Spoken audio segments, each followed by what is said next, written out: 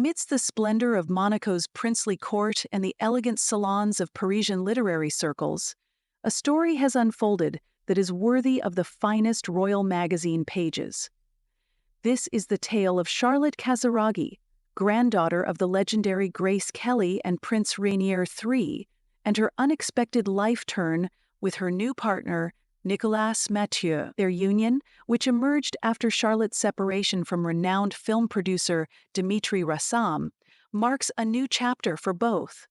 The heiress to Monaco's cultural traditions, and the humble native of French provinces, who ascended to the peaks of literary Olympus.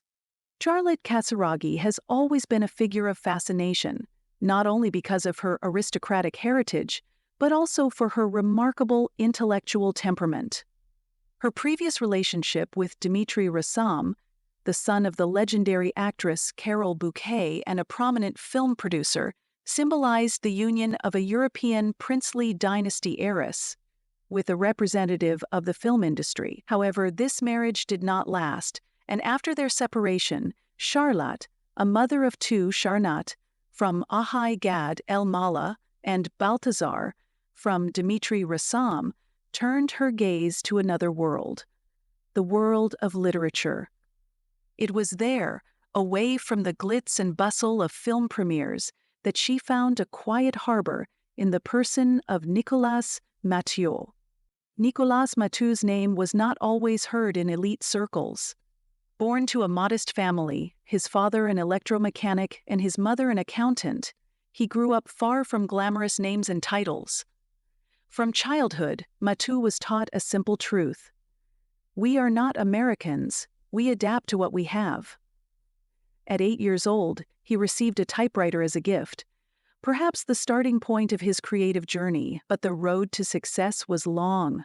Private religious schools, where Nicolas mingled with children from more privileged backgrounds, mundane part-time jobs, journalism, and dull work drafting corporate meeting minutes. All of this served as practice for his keen life observations. This experience shaped his writing. He stopped writing to escape the world he was born into and began writing about it from within. In 2018, Mathieu achieved incredible success.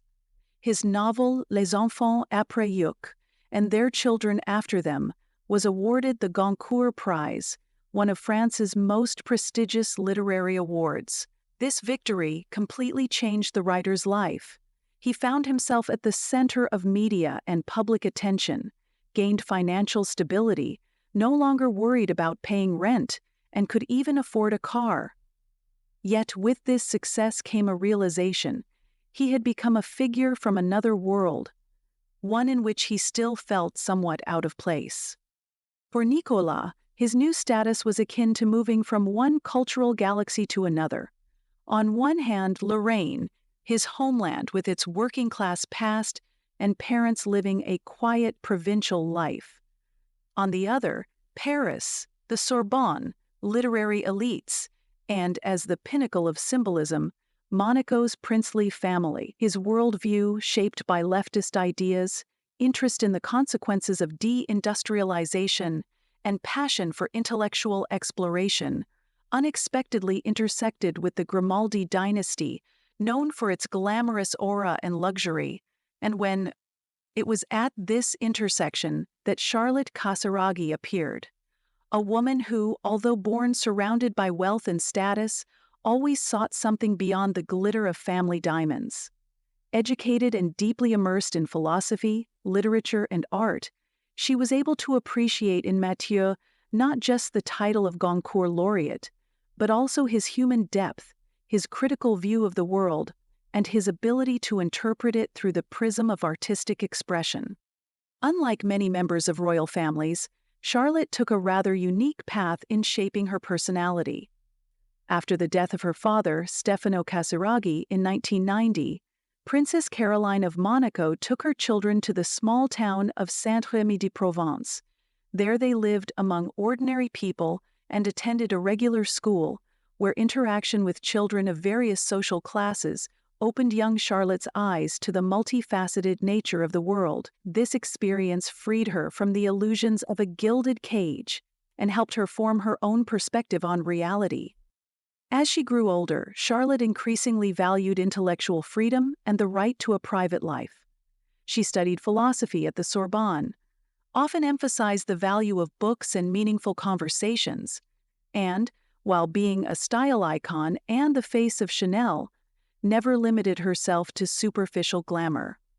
Her public appearances always retained an air of restraint, and her love for equestrian sports and travel became as integral to her image as her refined taste and aristocratic posture. She was well aware that the Grimaldi name guaranteed media interest, yet she never took it for granted, and often opposed the tabloids' excessive invasion of her private life. In a recent rare interview for the Monaco Info podcast, Charlotte admitted that fame and public interest in her persona are ambiguous concepts. It is hard for her to accept that the press often disregards people's personal boundaries, and sensational headlines can hurt loved ones. Nevertheless, she emphasizes her attachment to Monaco, her love for her homeland, the history of her family, and the traditions that shape her ancestors.